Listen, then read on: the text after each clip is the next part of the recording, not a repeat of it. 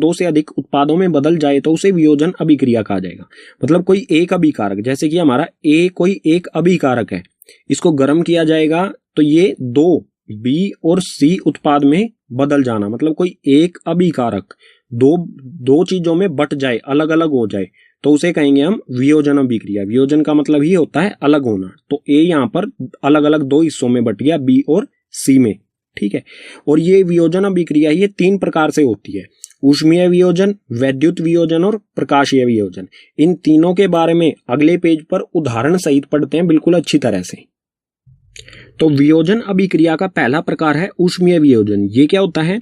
अभिकारक को ऊष्मा द्वारा अलग किया जाता है, ठीक है। अभिकारक को ऊष्मा या फिर कह सकते हैं हम गर्मी द्वारा तापमान बढ़ाकर अलग किया जाता है। उदाहरण देख लेते हैं, इसका अच्छी तरह से हमें समझ में आ जाएगा। तो यहाँ पर है CaCO3 यानी कैल्शियम कार्बोनेट। कैल्शियम कार्बोनेट जो कि एक ठोस होता है, जब इसको गर्म किया जाएगा, इसको ऊष्मा प्रदान की जाएगी, इसका तापमान बढ़ाया जाएगा, तो ये दो चीजों में CaO कैल्शियम ऑक्साइड और CO2 दो उत्पादों में बदल जाएगा। तो कोई एक अभिकारक ऊष्मा द्वारा दो उत्पादों में बदल जाए तो उसे कहेंगे हम ऊष्मीय वियोजन। ऊष्मा का मतलब ये होता है गर्मी, तो ऐसा वियोजन जो गर्मी के द्वारा किया जाए, ठीक है। वियोजन अभिक्रिया का दूसरा प्रकार है वैद्युत वियोजन। वैद्युत वियोजन क्या होता है? विद्युत धारा के प्रवाहित होने के कारण होने वाला वियोजन। तो इसमें विद्युत यानी कि बिजली इसमें से गुजारी जाती है, तो वो दो अलग चीजों में बट जाए तो उसे कहा जाएगा वैद्युत वियोजन। जैसे उदाहरण ले लेते हैं इसका, यहाँ पर हमारे पास है 2H2O यानी कि पानी, ठीक है। जल जो कि एक लिक्विड है, उसमें से जब विद्युत धारा गुजारी जाएगी तो वो दो अलग अलग गैसेज में बदल जाएगा, हाइड्रोजन में और ऑक्सीजन में। तो कोई एक अभिकारक विद्युत धारा उसमें से जब गुजारी जाए, जब दो अलग अलग उत्पादों में बदल जाता है, तो उस तरह के अभिक्रिया को कहा जाएगा वैद्युत वियोजन अभिक्रिया, ठीक है। वियोजन अभिक्रिया का तीसरा प्रकार है प्रकाशीय वियोजन। प्रकाश मतलब रोशनी, ठीक है। तो ये क्या होता है? सूर्य के प्रकाश की उपस्थिति में होने वाला वियोजन। ऐसा वियोजन जो सूर्य के प्रकाश की वजह से होता है, ठीक है। तो इसका भी उदाहरण देखते हैं यहाँ पर 2AgCl यानी कि सिल्वर क्लोराइड को जब सूर्य के प्रकाश में रखा जाएगा तो ये दो अलग अलग चीजों में बदल जाएगा, Ag यानी कि सिल्वर और क्लोरीन में, ठीक है। तो ऐसा वियोजन जिसमें कोई एक अभिकारक को सूर्य के प्रकाश में रखने से वो दो अलग अलग चीजों में बदल जाए तो उसे कहा जाएगा प्रकाशीय वियोजन।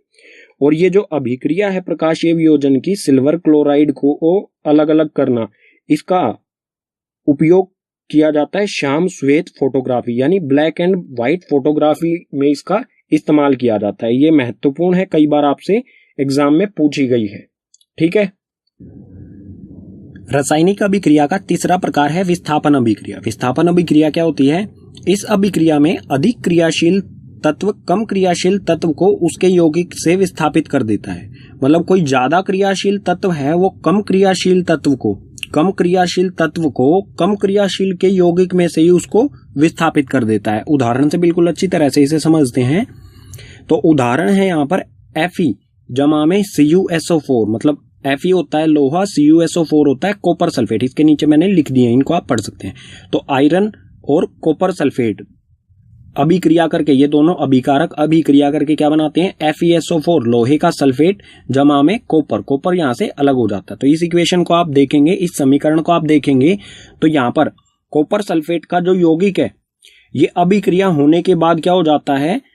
लोहे का सल्फेट, ठीक है। मतलब ये कॉपर जो है, लोहा कॉपर से ज्यादा क्रियाशील होता है, तो ये ज्यादा क्रियाशील तत्व ने कॉपर को उसी के यौगिक कॉपर सल्फेट में से उसको अलग कर दिया है, ठीक है। उसे विस्थापित कर दिया है, अलग निकाल दिया है। तो सल्फेट के साथ यहाँ पर लोहा आ जाता है कॉपर की जगह और कॉपर हो जाता है बिल्कुल अलग। तो इसी के यौगिक कॉपर सल्फेट में से अलग कर दिया जाता है। तो इस तरह की जो अभिक्रिया होगी उसे कहा जाएगा विस्थापन अभिक्रिया। रासायनिक अभिक्रियाओं का चौथा प्रकार है द्विविस्थापन अभिक्रिया। द्विविस्थापन अभिक्रिया क्या होती है? इस अभिक्रिया में उत्पादों के निर्माण दो यौगिकों के बीच आयनों के आदान प्रदान से होता है। आयन्स होते हैं, उस पर चार्ज कितना है, जमा का धनात्मक चार्ज है या ऋणात्मक। ठीक है, तो इसका उदाहरण देख लेते हैं, इसे अच्छी तरह से समझ लेंगे। यहाँ पर उदाहरण में है Na2SO4, यानी कि Na जो साइन होता है ये होता है सोडियम और सल्फेट, सोडियम सल्फेट जमा में BaCl बैरियम क्लोराइड, अभिक्रिया करके ये बनाते हैं बैरियम सल्फेट और सोडियम क्लोराइड। नीचे मैंने इनके नाम लिख दिए हैं। ठीक है, तो इसमें आप देखेंगे कि जो सल्फेट यहाँ पर सोडियम के साथ है, सल्फेट और सोडियम साथ साथ है, लेकिन जब अभिक्रिया हो जाएगी तो ये सल्फेट जो है ये बैरियम के साथ जुड़ जाएगा। ठीक है, ये दोनों आपस में जुड़ जाएंगे अभिक्रिया के बाद। तो यहाँ पर आप देखो BaSO4, ठीक है, और जो सोडियम है Na, ये Na और Cl क्लोरीन, सोडियम और क्लोरीन जुड़कर NaCl का निर्माण करेंगे। तो यहां पर क्या हुआ, जो द्विविस्थापन मतलब बैरियम ने सोडियम को सल्फेट में से विस्थापित कर दिया और सोडियम ने क्लोरीन में से बैरियम को विस्थापित कर दिया। तो दोनों जगह विस्थापन हुआ है, इसलिए इसका नाम लिखा गया है द्विविस्थापन, क्योंकि इसमें दो विस्थापन हो रहे हैं। ठीक है, अब आयनों की बात आती है, आयनों के बीच किस तरह से आदान प्रदान हुआ वो देखते हैं। बैरियम जो होता है Ba, उस पर चार्ज होता है 2 जमा, धनात्मक 2 चार्ज होता है, धनात्मक मतलब जमा।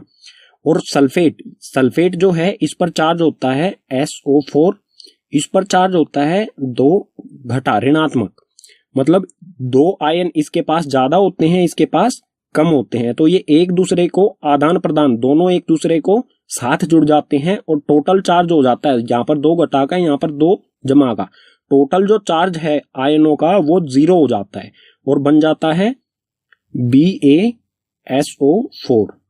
ठीक है, और ये जो BaSO4 होता है, BaSO4 सफेद अविल्य अवशेप का निर्माण करता है। अविल्य अवशेप वो होता है जो जल के अंदर बनता है, लेकिन जल के अंदर वो अघुलनशील होता है। वो कुछ इस तरह से बनेगा, जैसे इस बीकर है, इसमें जल है, ठीक है, ये जल है, इसमें जब अभिक्रिया होगी तो इसमें एक अविल्य जो पानी में अघुलनशील तत्व का निर्माण होगा, जो कि इसमें नीचे की तरफ इस तरह से बैठ जाएगा, पानी में वो घुलेगा नहीं। ठीक है, तो ये नीचे जो सफेद सफेद कलर का आपको दिखाई दिया, इस तरह का कुछ बैरियम सल्फेट बनेगा। ठीक है, रासायनिक अभिक्रियाओं का 5वां प्रकार है उपचयन और अपचयन। दोनों मिलते जुलते शब्द हैं, तो अच्छी तरह से इन्हें पढ़ें। उपचयन और अपचयन। उपचयन क्या होता है, पदार्थ में ऑक्सीजन की वृद्धि होना, या तो पदार्थ में ऑक्सीजन की वृद्धि हो अभिक्रिया के दौरान, या फिर हाइड्रोजन का ह्रास हो। ठीक है, यहाँ पर रह की मात्रा आएगी, हाइड्रोजन का ह्रास यानी हाइड्रोजन की कमी हो, दोनों कंडीशन में उपचयन कहा जाएगा उसे। ठीक है, अपचयन क्या होता है, बिल्कुल उपचयन का उल्टा अपचयन होता है। अपचयन में पदार्थ में हाइड्रोजन की वृद्धि यानी हाइड्रोजन अगर जुड़ जाए, या फिर ऑक्सीजन का ह्रास यानी कि ऑक्सीजन उसमें से हट जाए, तो उसे क्या कहा जाएगा, अपचयन। उदाहरण की सहायता से बिल्कुल अच्छी तरह से समझते हैं इसे। यहाँ पर ये उदाहरण है, कार्बन जमा में, ये है C, कार्बन जमा में ऑक्सीजन, कार्बन और ऑक्सीजन दोनों अभिक्रिया करके कार्बन डाइऑक्साइड CO2 का निर्माण करते हैं। तो यहाँ पर कार्बन अकेला है, इधर जाने पर इसमें क्या हो गया, ऑक्सीजन जुड़ गई, तो यहाँ कार्बन का क्या हुआ है, उपचयन। ठीक है, कोई भी एक चीज हो जाए, या तो ऑक्सीजन जुड़ जाए या हाइड्रोजन हट जाए, दोनों कंडीशन क्या होंगी, उपचयन। और अपचयन में क्या होगा, या तो हाइड्रोजन जुड़ जाए या ऑक्सीजन कम हो जाए, दोनों कंडीशन में क्या कहा जाएगा, अपचयन। एक और उदाहरण देख लेते हैं इसका, जैसे यहां पर हो रहा है CuO, कॉपर ऑक्साइड जमा में हाइड्रोजन, कॉपर ऑक्साइड और हाइड्रोजन अभिक्रिया करके जब इन दोनों को गर्म किया जाता है तो ये बनाते हैं कॉपर जमा में H2O यानी जल। तो यहां पर आप देख सकते हैं कॉपर में से ऑक्सीजन हट गई है, और ऑक्सीजन का हटना, ऑक्सीजन का ह्रास होना क्या होता है, अपचयन। तो यहां पर हुआ है अपचयन। ठीक है, और इसी तरह आप देखेंगे